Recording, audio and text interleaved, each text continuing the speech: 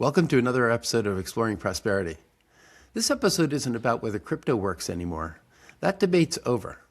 What Matt Hougan lays out here is why 2026 is different, why crypto is shifting from a belief system to a capital allocation question. We talk about what's changed at the institutional level, what advisors are actually doing, and why the convergence of regulation, infrastructure, and demand matters more than price targets. If you care about how portfolios are going to be built over the next decade, I think you'll really enjoy this conversation. Well, Matt, it's great to see you again. Thanks so much for coming on. There are so many swing factors in the markets right now, and I'm really enthusiastic to talk to you about all of that today, especially because you just released your annual survey only two days ago. I want to start with why your perspective consistently cuts through the noise. Bitwise made a very deliberate choice early on to focus on the RIA market by investing heavily in education, research, and thoughtful product design to help advisors understand how crypto fits into portfolios responsibly. That's not the loudest path in this industry, but it's arguably been the most durable. What led you all to focus on that strategy early on, and how has working so closely with advisors helped shape the way you analyze crypto markets? Oh man, what a great question. No one has ever asked me that before. I appreciate the question. The insight was really basic, which is crypto was born from self-directed retail investors. And those are the people who took Bitcoin from $1 to $10,000 because investment professionals wouldn't own it or couldn't own it. But the reality of wealth in America and the world is that most of the wealth is controlled by financial professionals. And the tip of that spear is financial advisors, right? Most wealthy Americans use a financial advisor to allocate to the market. So if you wanted crypto ever to really scale, you needed to have adoption from financial advisors. They needed to be the first professional investors to put it into portfolios, even ahead of other institutions.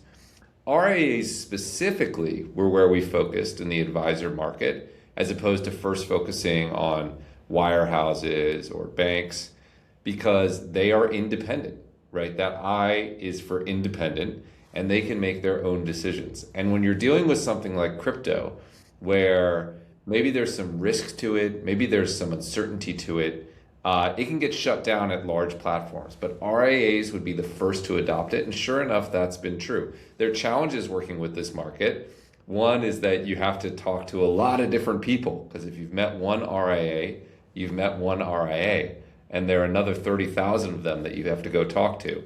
The other is that they take time. You need to talk to them consistently. But we've been doing it for 8 years, so it's starting to pay off, and we think it's still a big part of the future of crypto. Well, it's the survey, the annual survey also is a testament to the progress that's been made in the adoption of this particular market. Tell us about the history of it and how the numbers have changed and what were the insights that came out a couple of days ago. Yeah, the thing about survey, I love this survey so much because we've been doing it for 8 years, right? That shows you how long ago we focused on this before really any financial advisors were allocating. The challenge with the survey on crypto is that you're self-selecting an audience, right? So the type of people who will respond to a survey on crypto are people who have thought about it or have opinions about it, etc. So there is always some bias in the numbers. But the beauty of doing it over 8 years is that that bias is consistent. So when you have this body of data, you can really speak to the growth of interest in it without worrying that your statistics are skewed in any sort of way. So that's the power of this survey. And when we look at, and we can go through, a handful of the most interesting ones, but when we look at some of the most important statistics, things like, are you allocating to crypto in client accounts? When we started the survey, the number of advisors that were allocating in client accounts was not zero, but it was roughly zero. I think the first number was something like 6%. In this year's survey, 42% of independent registered investment advisors reported allocating to crypto in client accounts. That was up significantly from last year, 28%, and then the year before it was 15%. And what that tells you is that just enormous growth in the mainstreaming of crypto into this independent RIA market. And that's true in other categories, but it's particularly true of independent RIAs. This show is being brought to you by our sponsor, Trueflation. Professional investors and economists and probably any casual observers know that government inflation statistics are only an approximation of what real inflation is. Not only that, but the government has a conflict of interest because high inflation can be so damaging to the economy, the deficit, and our $36 trillion in debt. Trueflation collects over 80 million pricing data points. Most are updated daily to reveal inflation with precision for asset managers, governments, companies, and the general public. Check them out at trueflation.com. Can you describe a little bit more clearly what an RIA actually is? Who are these folks, and how many people know them? Yeah, absolutely. So RIA stands for Registered Investment Advisor, and these are typically in this category. There are multiple versions of it, but these are wealth managers that help individuals invest in the market and plan their financial future. Right? So a person like me will work with a wealth manager who has expertise in financial planning, tax, and investment, and that person will take care of that part of the world for you. Specifically, independent RIAs, as opposed to, let's say, wirehouses, are just a different breed. So the advisory market is broken up into a couple different areas. You'll have big platforms like Morgan Stanley, which has, thousands of wealth advisors and manages trillions of dollars of assets, all the way down to one individual who opens an office in their community and puts a shingle outside their door and manages it for 50 or 100 clients. You can find advisors who manage $20 million, and you can find advisors and advisory firms that manage $100 billion. So it's a big range. But this is how most of the wealth, the individual wealth in America, accesses the market. It's how it decides how much stocks to own, how much bonds to own. There's so much media coverage of like stock picking and Robinhood investors and Schwab investors, and that's important. People do invest that way, but most of the wealth goes through this wealth channel. It's something like 20 or 30 trillion dollars, right? That's why it's so important. It's measured in trillions. And if they allocate a few percent to crypto, that's a huge amount of inflows, and the data shows that they're increasingly doing that. Well, it sounds like a key leverage point in the market for crypto because these are the advisors to multiple individuals. So going the direct route is impossible to actually give customized service. But going to the RIA market allows a greater ability to customize, at least in groups of RIAs, I would imagine. Is that right? That's absolutely right. Yes. Yeah. And so we do something like 15,000 meetings a year with these advisors. We're proud to be sponsored by Foundation. They've created Passport, one of the top-rated Bitcoin hardware wallets, proudly made in the USA. It's fully open source and air-gapped, meaning your Bitcoin stays completely offline and secure. The shocking Bybit exchange hack shows why holding some Bitcoin offline diversifies risk. Now they're launching Passport Prime, your all-in-one solution for not only Bitcoin, but all passwords and 2FA security. Head to foundation.xyz to secure your digital future. We help them understand the crypto market. We build model portfolio solutions to help them allocate across different crypto ETFs. That's a growing part of our business. Or we just help them understand and research.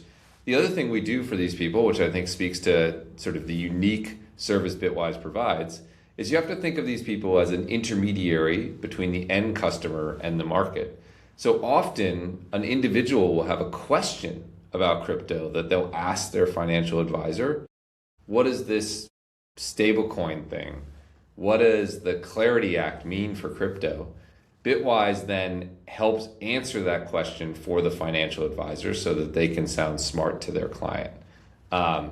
And we're not creating anything new here at Bitwise. This is how it's done in the equity market, in the bond market. This is what BlackRock does all day. This is what Invesco does all day. It's just Bitwise was maybe one of the first to really apply it into the crypto market. And yeah, it's helped powered our growth from nothing to $15 billion in assets. So over that period of time, there were probably some moments where there were inflection points, probably not too many on the downside because crypto has grown so steadily over time with great volatility. What were some of those moments, and how well were you positioned to anticipate them? Yeah, I mean, the biggest one by far was the launch of Bitcoin ETFs. That was the one that really put this into the mainstream because before Bitcoin ETFs, it was challenging to allocate, right? Either you had to do it through a vehicle like GBTC, which was a traded trust that traded at premiums or discounts. Bitwise had its own vehicle like that in an index structure, but that's imperfect, right? You don't necessarily want to buy at a premium. What if the premium goes to a discount? It adds additional risk. Or you had to do it through private funds, which had a lot of paperwork. And there was a lot of perceived regulatory risk because the SEC hadn't approved a Bitcoin ETF. So once we got a Bitcoin ETF that you could buy in your Schwab account, just like you might buy SPY or AGG, right, big stock and bond ETFs, then it became much easier for these advisors to do that.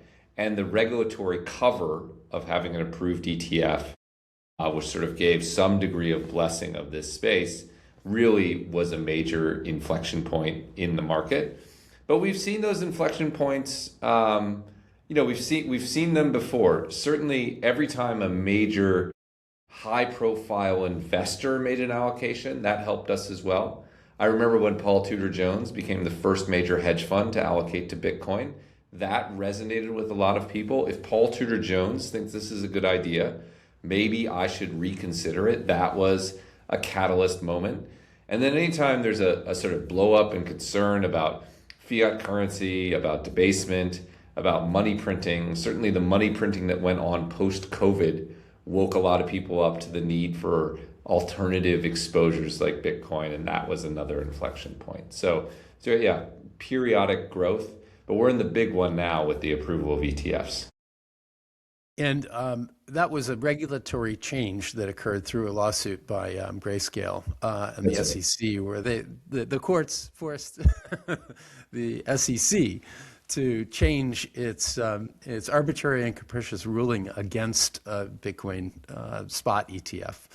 And we're at the crossroads. Last year, we had a major piece of legislation go through that allowed stablecoins to begin, called the Genius Act, and now we're in the final stages, perhaps, of the Clarity Act, which would be a very significant change for the same reason. This market wanted to be have regulatory cover to allocate assets to it. Where do we stand with Clarity? Yeah, it really is. I mean, yeah, so Clarity is the core piece of crypto market structure regulation, how crypto should be regulated between the CFTC and the SEC. It includes, at this point, a lot of details around things like, can stablecoins pay yield? Can we have tokenized equities? Can DeFi work? But you should think of it as the big bill governing how crypto is regulated. The reason it's important, and then I'll get to where we are, the reason it's important is one of the reasons crypto is doing so well is we're in a pro-crypto regulatory environment. We have a very pro-crypto head of the SEC. We have a very pro-crypto administration. We have a very pro-crypto head of the CFTC and the OCC and other agencies. And that's made it more comfortable for entrepreneurs to build in this space. But those can change if there's a change in administration. Right, regulatory changes can change. We saw a big change when we went from Gensler to Atkins, the previous SEC chair, to the current chair. There's no guarantee we won't go from Atkins to someone who's more hostile to crypto. So the reason the Clarity Act is important is it would create a firm, concrete foundation that we could build the future of crypto on. There was hopes it would pass last year. It didn't.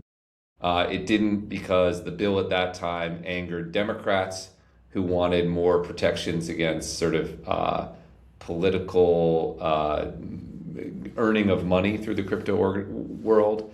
And because crypto didn't like many of the DeFi progressions, we then got this new markup yesterday through the Senate, a new proposed bill that tried to find a middle ground. and I was feeling optimistic. But recently, Brian Armstrong, the CEO of Coinbase, came out and said it was worse than the status quo and that there were unworkable things. My And own multiple others weighed in with the same conclusion. Yes, multiple others weighed in on the same conclusion. My own hope is there's an old saying that every bill dies 7 times in Washington before it's approved. Some people say 9 times. My hope is that this is like the third or fourth death, and we do get to it. I think it's important that we get crypto market structure regulation if we want to build for the future. It's not the end all be all. Crypto can go forward without it. We can talk about how it would do that if you want. But it would be very helpful if we got it. So right now we're down on our heels, but I'm still optimistic that we will get The couple of major sticking points. Yeah. One major sticking point is the bill effectively prohibits stablecoin issuers from passing through yield to end holders of stablecoins, even through partnership relationships. Currently, stablecoin issuers don't pass through yield, but often they do through partnership relationships. If you keep your USDC stablecoin on Coinbase, Coinbase gets a rebate from Circle, which is the issuer of that stablecoin, and you can earn close to 2% interest. The bill would make that very difficult. Crypto doesn't like that because it puts stablecoins at a disadvantage, an artificial disadvantage versus traditional banks, and so they don't like that. Armstrong pointed out some concerns about the bill making it very hard for there to be tokenized equities in a meaningful way in the market. And then there are pretty detailed concerns around legal protections, around DeFi developers and things like that, that will make it hard for DeFi to thrive at the level that it should. So those are maybe the 3 biggest areas that people are expressing concern on. And you have some optimism that these will be able to be resolved. Yeah. Does that mean that you would be optimistic that Coinbase would endorse whatever happens? Or are you saying that there can be a bill that will be good for everybody and maybe not Coinbase? I think the bill that passes is going to make everyone uncomfortable. I think that's probably where we're That going. sounds like our legal system, our legislative system right there. Yeah, but look, if you look at Polymarket right now, I was just pulling that up. It's giving us a 61% chance that the Clarity Act will be signed into law in 2026. If you look at this administration's crypto promises coming in to Washington, they've consistently delivered. If you hear the statements from David Sachs, the crypto czar, crypto and AI czar in DC, he is still optimistic.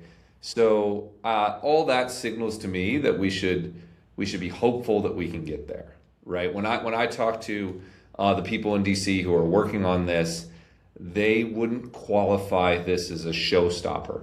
So they still see a path through. Again, DC is painful and horrible. Anything could go wrong. I wouldn't be surprised if we heard the Democrats come out, the anti-crypto side of the Democratic Party come out and say this bill is unworkable for reason X, Y, and Z, right? That's classic argumentative positioning. So that's probably going to be the news cycle tomorrow. But will they eventually come together? Polymarket thinks more likely than not. I think more likely than not. I'm a hopeful guy, so I hope we get there. Yeah, it was interesting to see today all the the pro crypto Republicans on the committee were all expressing great optimism and confidence that we were close, and maybe that will prove to be right. But you're probably right. There may need to be a step back before we get the complete closure. Yeah. So, I think you'll definitely have to have the Democrats have their Brian Armstrong moment, right? You need to that's going to happen in the news. So don't be surprised when you see that. That's just part of the process. So has there been something genuinely changed about the way capital is interacting with crypto these days? Yeah, well, I mean, there's been a removal of the wall between Wall Street and crypto. That's been one of the big changes, right? It used to be that Wall Street really didn't want to touch crypto, right? Jamie Dimon would go on and say he'd fire anyone who would own Bitcoin. Now they're offering, crypto-based loans and exploring tokenization, et cetera. So there's been this blending of Wall Street and crypto, which I think is only a one-way street. That's only going to get tighter and more locked together. And then the other thing from an investment perspective, from my framing, the biggest thing that's happened is that investors have removed from their mind the far left tail of outcomes for crypto.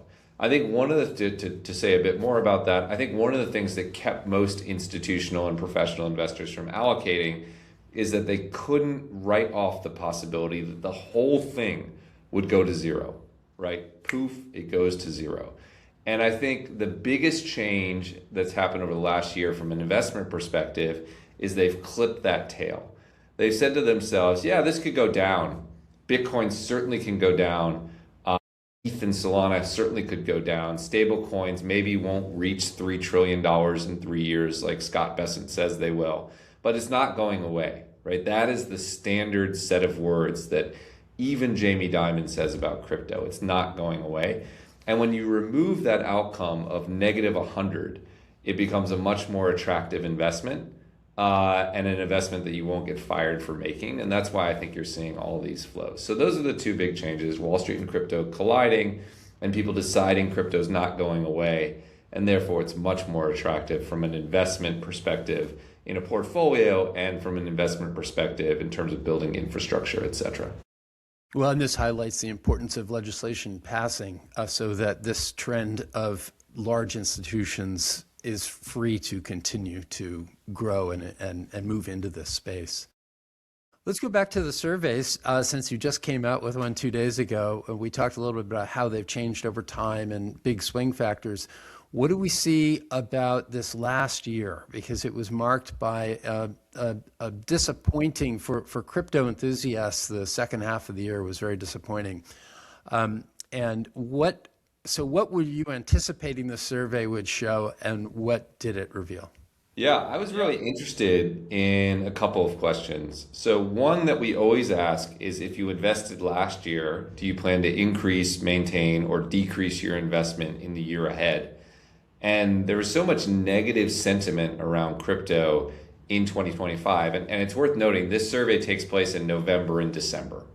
So even though it covers the full year, it takes place at the end of the year. And so it reflects the view of the market as we headed into the end of the year, where crypto was really depressed. The so-called fear and greed index was almost at an all-time low of fear.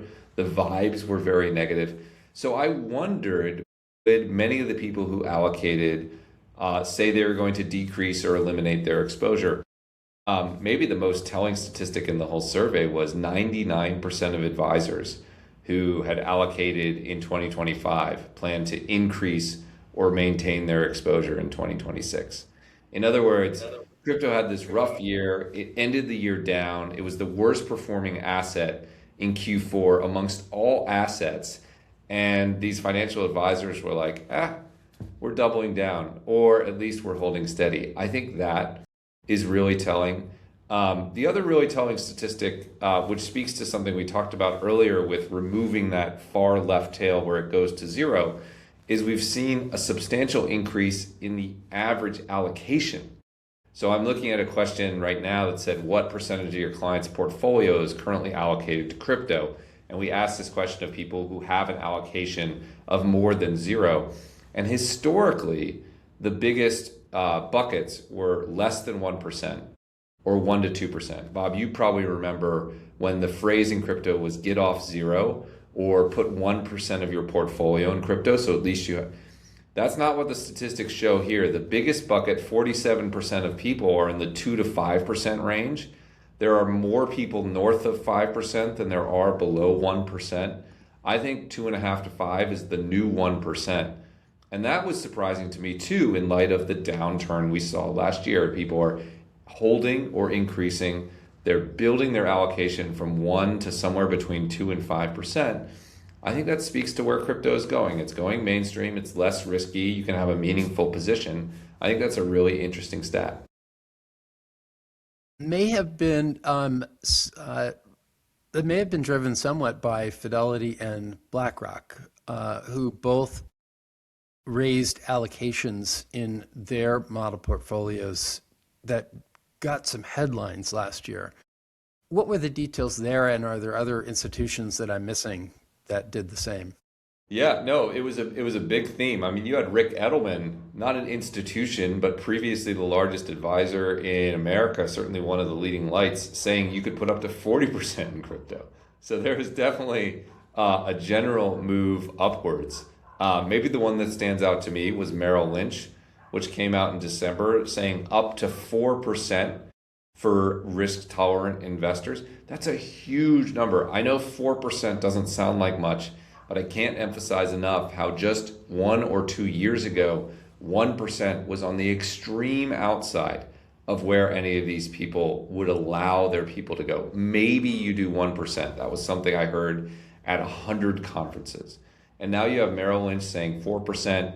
You have BlackRock saying in the 2 to 5% range. You have Fidelity in Canada that's putting it into its diversified portfolios at areas that range from like 2 to 5%.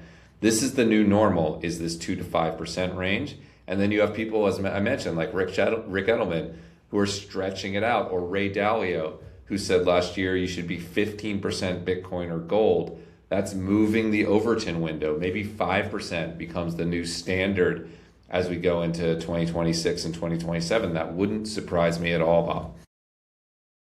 Being so well connected to a group of advisors that were early adopters, and you watched this process over 8 years through 15,000 meetings a year. How many times did we go through periods where the adoption seemed to be turning negative? I don't know that I ever saw a period where the adoption was negative. I actually, to give you one statistic, I don't think Bitwise has ever had a year with outflows. So even in 2018, when we were brand new and the market cratered, I think we had net inflows. But what Even did shift, 2021, where you had the huge 2021, decline. 2022, yeah. What shifts in these meetings? It's actually a funny, nuanced answer, Bob, but I'll give you the real answer. What shifts in these meetings is when the market is neutral or up, people want to talk about portfolio allocation. How much should I buy? How often should I rebalance? Should it be just Bitcoin or should it be Bitcoin and ETH? What products? Those are the questions. When the market is down, they want to ask fundamental questions about crypto.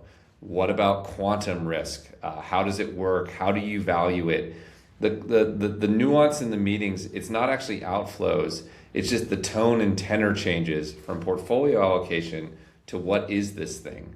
I'll say right now, even through Q4, and maybe this is why we saw it in the survey, we never got back to the fundamental questions. The primary questions we would get in these meetings were portfolio allocation questions. I hadn't thought about it until this podcast, but that may be the best signal of institutional adoption. So I'll let you know if it changes. That's right. And that's part of your forecast, as well as many others, that the volatility in Bitcoin is necessarily going to decline only because the amount of the breadth of buyers and the depth of the buyers continues to broaden out and deepen. And therefore, it's not likely that we're going to see 80% drawdown, as likely that we'll see 80% drawdowns in the future as we have in the past, which happen to be a really every 4-year occurrence. Maybe we should talk about the 4-year cycle. You wrote an essay about that recently. And maybe we just covered the whole body of it, but it's... No, I think there's still some nuance there. Yeah, so crypto historically has moved in this 4-year cycle. It's 3 up years and a pullback year. The pullback years were 2014, 2018, 2022. The reason that people are talking about it is we can all do math, and the next 4-year would be 2026, which is this year. But I think we're going to end this year up, and there are many reasons for that. The ones I like to point to most is you have to think about what drove the 4-year cycle. Historically. It didn't happen by circumstance. There have to be factors. And the 3 factors that I think contributed were the Bitcoin halving, which happens every 4 years, interest rates, which went way up in 2018 and way up in 2022, and then blow-ups, right? We had a big boom in 2021. It got frothy, And then we had excess and the blow up of FTX. We had a big boom in 2017. Market got frothy, and we had these meaningless ICOs that ended up being worth zero, and the SEC cracked down on them. When we look at the market today, those forces are very weak compared to previous 4-year cycles. The halving is just not that important anymore. By definition, it gets half as important every 4 years. So you're not talking about that much Bitcoin that changes between halvings anymore. So I don't think that's a big driver. Interest rates, I mean, you tell me, but the market thinks are more likely to go down than up. We're certainly not set up for a repeat of 2022 or a repeat of 2018 where rates went up multiple percentage points. Probably they're going down. So it's working in the reverse direction. And then we didn't have the ebullient bull market in 2025 that we had in 2021 or in 2017. So we don't have the excess, and therefore I don't think we have the blow-up risk that we had. So those forces, I just don't see why they would repeat. And on the other side, we have regulatory progress, we have institutional adoption, we have wirehouses approving Bitcoin ETFs, we have tens of billions of dollars of flows. Those seem like the important factors right now. And I just don't think on a fundamental basis there is a reason to believe this 4-year cycle repeats. I could eat my words. If we're down 60% this year, I will have been wrong. I think it's more likely we're up 60% this year. And the 4-year cycle is something that we talk about as a historical anomaly within crypto. Why don't we hit on some of your favorites for predictions for 2026? Incidentally, I threw into AI what your predictions have been over the last 6 years, and I think it was 6 that I did. And the hit rate was very high according to this AI, over 80%. So that's why your predictions matter, and that's why your seat matters. Well, thank you for grading us. We try to make the predictions specific. I love it. I'll call out a few, and then a few of the standard ones, and then we can raise some of the more interesting or esoteric ones if you want. We had a lot about the outlook for Bitcoin and crypto. And just to summarize it, one of our predictions was Bitcoin will break the 4-year cycle and set new all-time highs this year. I think we just covered that. A related one is that we think Bitcoin will be less volatile than NVIDIA in 2026. And that's sort of a gimme for us because it was approximately as volatile as NVIDIA last year. So it sounds like an outrageous claim, this hugely volatile thing, Bitcoin, less volatile than the world's largest stock. But in practice, it's sort of already here. And the point we were making with that prediction is not to give us an easy win in the scoring system, but rather that people's perception of Bitcoin is it's still extremely volatile. And as you and I just discussed, I think a lot of that volatility has been squeezed out. So that was an important one. Let me see if I can throw out one more sort of returns, and then maybe we can get into some of the esoteric ones. We said ETH and Solana would also hit new all-time highs if the Clarity Act passes. So that's a conditional prediction. But I do think the Clarity Act, which doesn't impact Bitcoin that much, because Bitcoin is in the regulatory clear, it's doing its own thing. It really impacts this DeFi stablecoin tokenization world. That's where it sits. And ETH and Solana are the primary beneficiaries of that. We can get a positive statement on the regulatory front. I think they go to new all-time highs. If we don't, we're not saying they're going to go down. So that's the inverse of our prediction is not true. We're just saying we're not certain what will happen. It will be dependent on how crypto executes in an era of regulatory uncertainty. So if we get it, new all-time highs for those assets. 2 items hit last year that weighed heavily on the crypto world. The first was digital asset treasury companies, and the second was a very serious elevation in the awareness of quantum computing risk to blockchains. I'd love to hear your perspective on both of those, and when will they become issues in the future again, and what should we be thinking, particularly on the quantum front? Yeah, so to hit digital asset treasuries, I think you have to fragment that risk into 2 sides. The first is, will they buy as much crypto as they bought in 2025? And I think the answer there is no. So if you're hoping for them to continue to be big buyers, I think you'll probably be disappointed. I think there'll be marginal buyers on the edges, and then some of them will use option overlays to sell upside. So they won't be a big positive force. The flip side of that is, will they be forced to sell their Bitcoin? Will MicroStrategy dump, 500,000 Bitcoin? And the answer there is just plainly no. Most of the DATs that hold crypto are the large ones, Bitmine, MicroStrategy, etc. And these folks, just from a detailed perspective, are in a very strong financial position, right? MicroStrategy has $2 billion of cash and $800 million of interest commitments. 2 billion is more than 800 million. So why would it sell Bitcoin? There's just like no forcing function. So I think DATs are maybe closer to a neutral than a risk or a benefit to the market. On the quantum side, my core view is that the quantum risk is still years out. It's good that we're talking about it, good that we're focused on it. The closest analogy is something like the Y2K bug, which is to say this is a known future risk that can be mitigated through action. If we don't mitigate it, it will materialize as a significant risk. But if we do mitigate it and do the hard work, I think it can be dealt with. And because it's known, I think it will be dealt with. And so I don't worry about it as an existential risk, but I don't write it off, because it is a very real risk that has to be dealt with, and there are complex, challenging questions there. It's just because it's so well identified, because we're talking about it, it's de-risked in my mind. So that's my core view on it. Were your clients, the RIAs, were they sensitive to these two issues in the second half of last year? Definitely, you hit on two of the ones that they asked about, and in part because the media coverage of them is not very good, particularly of DATs. No one does the actual financial analysis of their debt to see if there is any real risk. But yeah, these are some of the questions that people hold up in their mind. Again, people don't want blow-ups, and so anything that could lead to a blow-up, they worry about. These are two things that could lead to a blow-up if they materialize in a bad way. Again, I don't think they will, but they are definitely questions that we got asked. So actually succeeds in the next few years. What does the world look like? How will we be experiencing that? Yeah, I think it will be better in many ways from a practical perspective. So transactions will be cheaper, faster, easier. The world will be more 24/7. I think we'll get to a world where most financial markets are operating 24/7, 365. For what it's worth, there are up and downsides to that.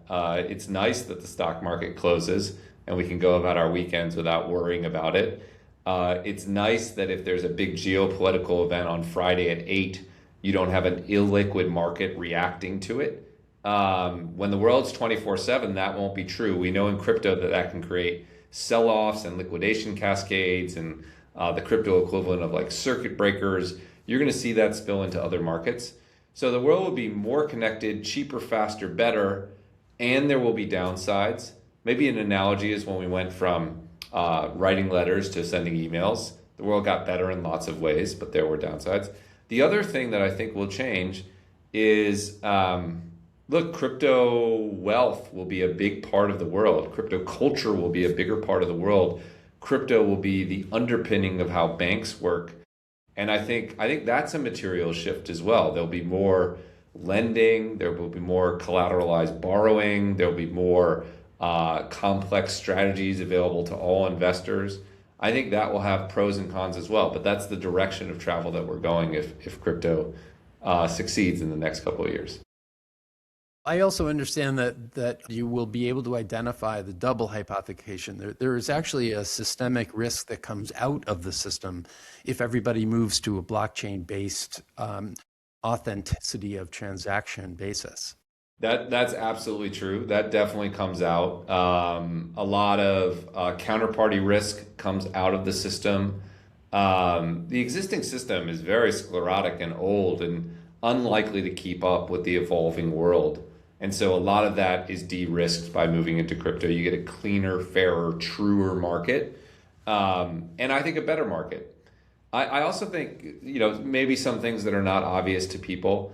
The quantum of activity, I think, is likely to 10x or 100x as the cost to do it comes down. So the quantum of transactions in the world, I think, will be 10 or 100x what it is today, because it will be instant 24/7, 365, and very cheap, as opposed to slow 9 to 5 and expensive, which is what we have today. And I gotta go back to that email analogy. We send a lot more emails than we ever did letters. I think we'll do a lot more transactions, borrowing, lending, liquidity provision, etc., than we ever did in the past. Not by a little bit, not by 2x, but by something like 10x or 100x.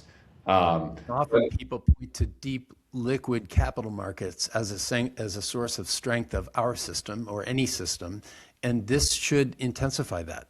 It definitely intensifies that. I think that's absolutely right. So, look, I think it will be a better world. It'll be, again, faster, cheaper, better. There'll be new things we can do. Some of it we can't anticipate. I love to make this point to people. In the early days of the internet, did you imagine that you would be using your cell phone to ask a stranger to pick you up at your house in his car and drive you to the airport? That was like such an absurd idea, right? Who would get in a car with this stranger? It's like hitchhiking. It's going to end poor. And yet we all do it today. I think there will be elements of this that is true as well. Things that seem ridiculous to us today will seem completely normal in the crypto market. That's what technology hints at us. And it's hard to accept that, but I suspect that will be true as well. It really feels like crypto has shifted from a belief system to a question of capital allocation. And that seems to be a monumental change. Does that resonate with you? Yeah, I think that's right. You could phrase it as it's shifted from a belief system to an operating system for finance. And I think that's very, very much true. We needed to crack into the real world. In order to do that, we needed some degree of regulatory acceptance, and we needed to prove that the technology worked over long periods of time. We're just at that moment of happening. The belief system part, for what it's worth, was really important, because in order for crypto to get to where it is today, where it can penetrate the real world, it needed true believers who were looking out 10, 15, 20 years, doing so in part for ideological reasons, that were willing to accept what was in the early days a very inefficient system, an imperfect system, and continue to invest in it, both financially and with their time, to build it up to the point where it is today, where you can talk about using stablecoins for global commerce, right? You needed that belief system to get to the operating system. And it's really remarkable that we have that. It's sort of an incredible occurrence, but we're now at the operating system phase. I use the word shift, and maybe that's the wrong word, because really that belief system forms the foundation.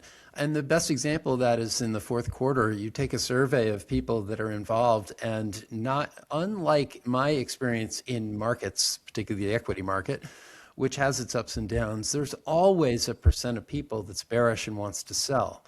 And in this particular case, you found that 99% of your respondents said that they're not interested in lowering their allocation. They're not going to lower it. They will either hold it or increase it. So it makes it sound like that's much more of a foundation than what you find in other markets. Is that fair? I think that is fair. I think that's right. I think that's in part because it's still somewhat challenging to invest in crypto. You're still taking on some element of reputational risk. And what that means is the people who do it are more committed than most. I used to tell people, if you're investing in stocks, you only need to be on the 51-yard line, right? Because it's a normal thing to do. If you're like slightly, yeah, why not? I'll just buy VT, I'll buy SPY. If you're investing in crypto, you have to get to like the 80 or 90-yard line, where you're so certain that this thing is going up, that the Bitcoin's going to 1 million or whatever you want to say, that you're willing to take on the financial and reputational risk of doing so. I think that creates very strong holders. We're still at that phase.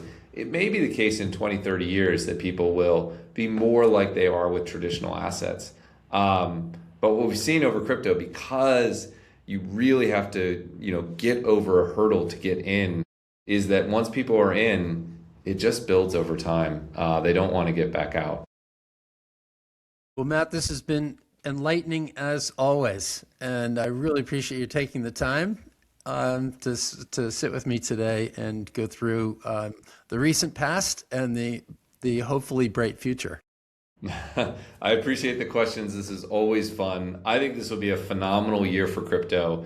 I think we made a lot of fundamental progress in 2025 that's not reflected yet in prices, and we're sort of catching up from a price perspective to that progress. And I'm excited to see how the year turns out, Bob. Me too. Well, thanks a lot, Matt. Great to see you again. Good to see you too. I believe the next generation can live better than any before it, but only if we stay curious, keep learning, and refuse to accept decline as inevitable. If that message resonates with you, please hit subscribe and share this video with someone who's curious as well. And if you'd like to go deeper, you'll find essays and research on my Substack. The link is below. Until next time, keep exploring.